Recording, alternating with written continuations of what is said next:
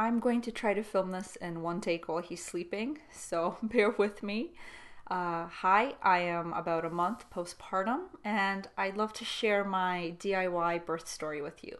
Other people call it a free birth or unassisted birth, so I'm just going to tell you the story. And if you have questions or concerns, I will address my reasons for why I gave birth this way at the end of the video. And if you want to know my other birth stories in detail, they will be linked below. But I will give some context again at the end of the video.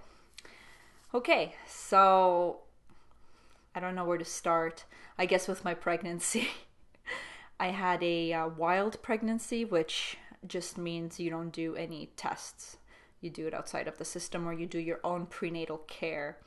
I didn't do any tests. I didn't pee on a stick. I didn't see an OB. I didn't see a midwife for care. I didn't want to deal with it. I find the whole process convoluted and stressful and often pointless and inaccurate. I have 3 other healthy children, so I had no reason to worry.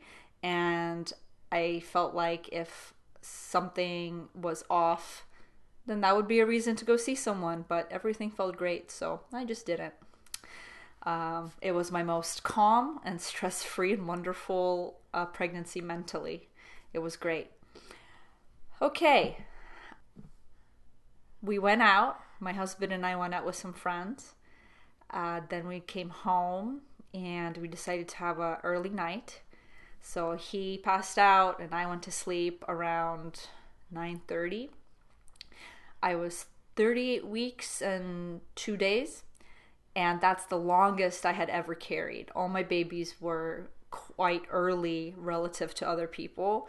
My first was 36, my second was 37, and my third was 34 and 5 days.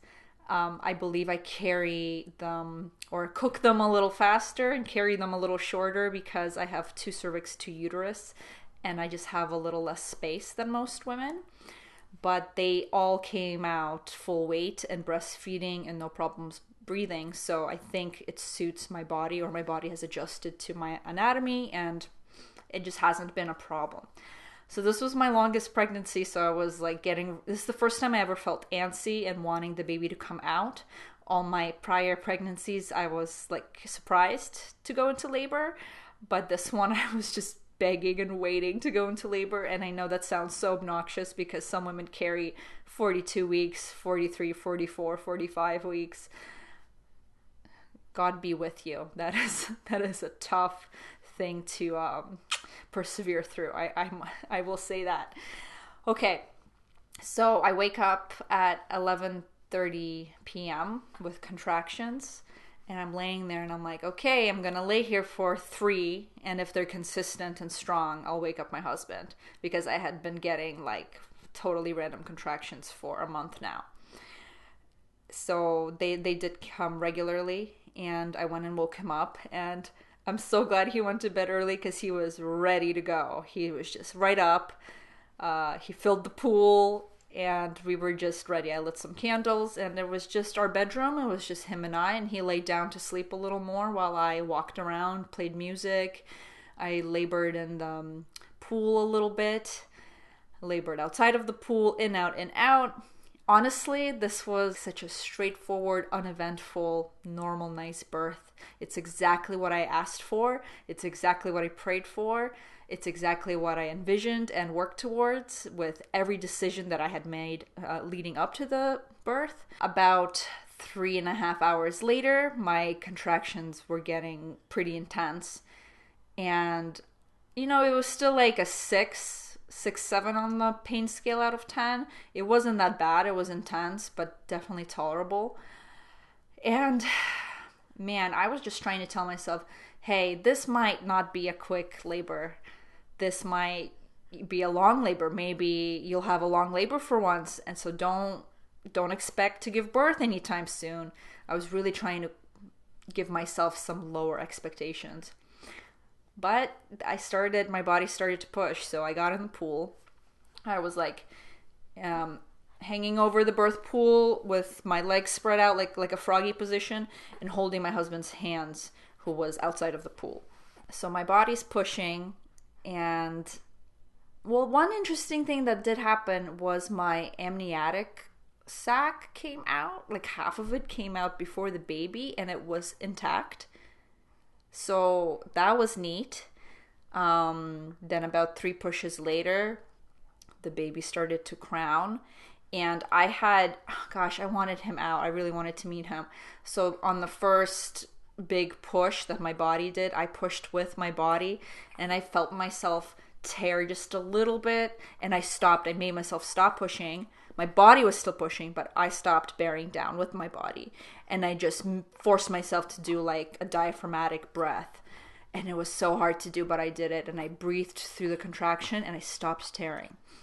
And the next one came, and my husband's knees were starting to hurt because he was kneeling on the ground. He like went to get a towel for his knees, and I'm like, come back, he's coming right now. So he like runs back and holds my hands again. My body pushes again, and I'm not pushing this time, so there's no more tearing, which was crazy because now like the bigger part of him was coming out. His whole head, it rotated, came out, then his shoulders came out. It was like 3 pushes. I am not in control at this point, and I know to surrender, and I know to let my body take over, but holy moly, I was not in control at all. It was just happening to me. So, which is a very interesting way to feel when our entire society is about control and self-care and, taking charge of your life and blah, blah, blah. But there's a lot of things in life that you have to kind of submit to and let run its course. Just remember, women can give birth in a coma, so there you go. It'll happen one way or another. So yeah, and even though it was my fourth labor and baby, I was still like, whoa, this is just happening to me. So he came out in a pretty short amount of time. That was probably like 10-15 minutes since the first pushy feeling I had. And so he came out behind me into the water, and I'm like telling my husband, get him, catch him, because I had to kind of loop my leg up around him and lean back on the other side of the pool to even be able to hold him or see him. So my husband lifted him up out of the water, and he had his cord kind of around his shoulders and through his legs, so he was kind of hard to maneuver. Okay, so baby came out, and my husband handed him to me, and I just unwrapped him from the cord. And I actually don't remember this part. I saw it in a video that my husband took, but I just like started screaming. I was filled with so much joy, and I was just screaming. And the baby started screaming because I think I scared the baby because I'm screaming. And my husband's like, shh, stop screaming. And my daughter is asleep on our bed because she came in halfway through. And I'm just screaming. I'm so happy and thrilled. And it was just wonderful. That's it. That was my birth. And honestly, the worst thing was getting the placenta out, because I had told myself not to push, right, with my body. So I'm like in this headspace still. And sometimes you have to push the placenta out, and I didn't want to. I didn't want to bear down on that thing. So I just didn't bear down enough, and I couldn't get it out. And 4 hours later, I really, really needed to go pee, and I couldn't because my placenta was in the way. And I was starting to panic a little bit. I was in so much discomfort. So then I just went and tried like a 4th time, and this time I actually bared down on my placenta, and it just came out, and I was able to go to the bathroom, and it was fine. I felt so much relief after that. So that's it. That was my birth. Very straightforward, no nonsense. We didn't have to do anything or fill out any paperwork or get a million tests, and God, it was just so wonderful to be at home on your own. One thing I really want to point out is that with my previous births, my babies were all very small. They were 6.2, 6.4, and 6 pounds each. Those are quite small. And with my last two, I had hemorrhage, which is intense bleeding, and a second degree tear with both of them. Okay, so then this baby was 8.3. Okay, 2 pounds bigger than any of my other children. And I tore like an incy bincy bit. Like I described, I stopped pushing and I stopped tearing.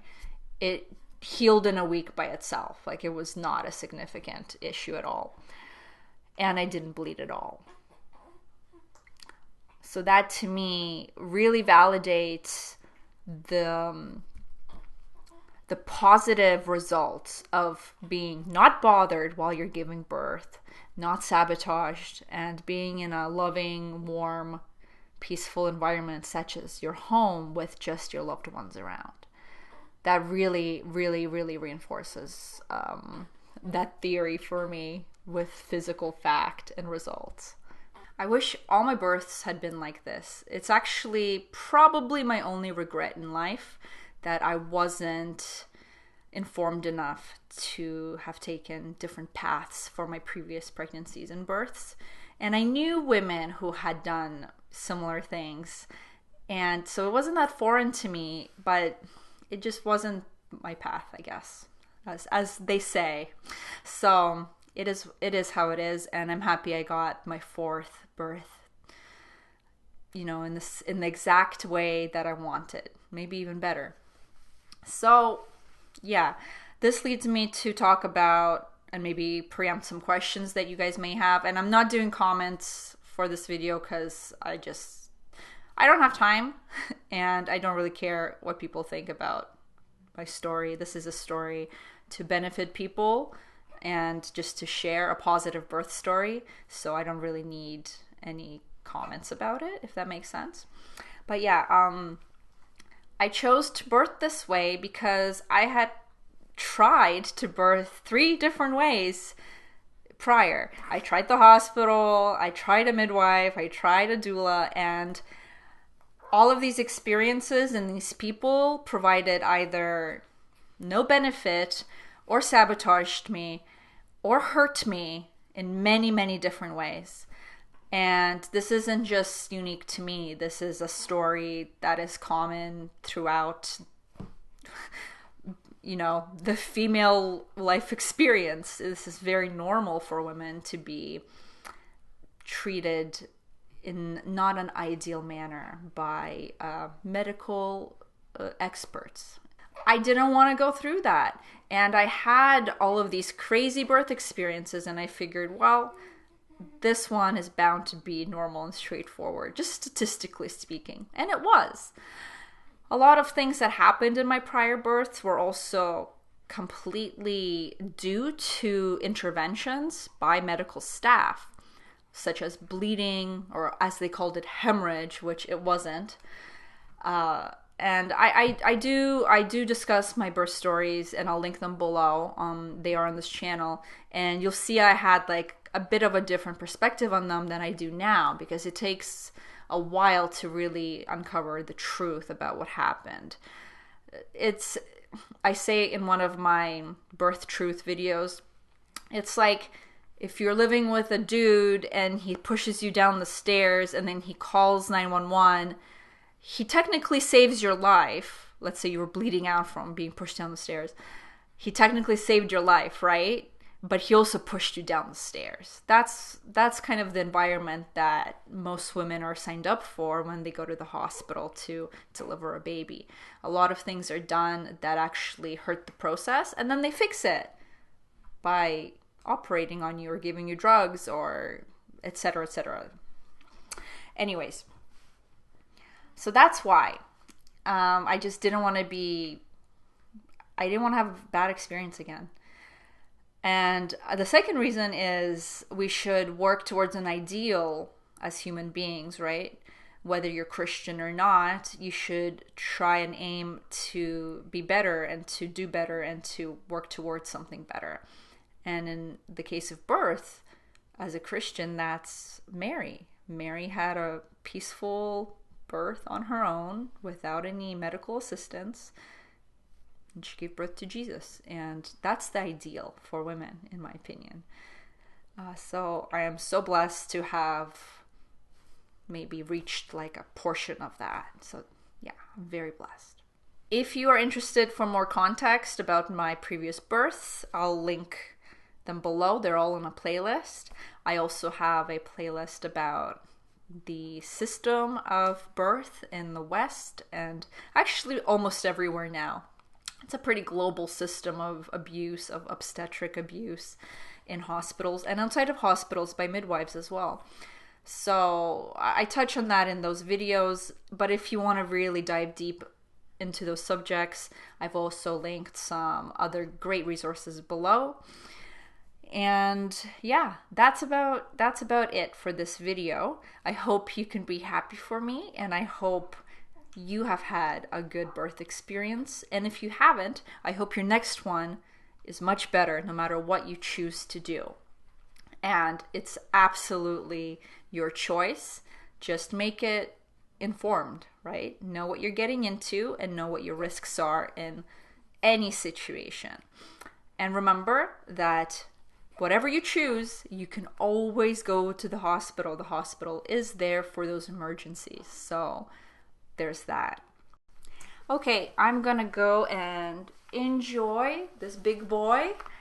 And yeah, God bless you guys. And I'm probably not gonna make videos after this one. I might be inspired to, but this is a really nice one to end on, don't you think?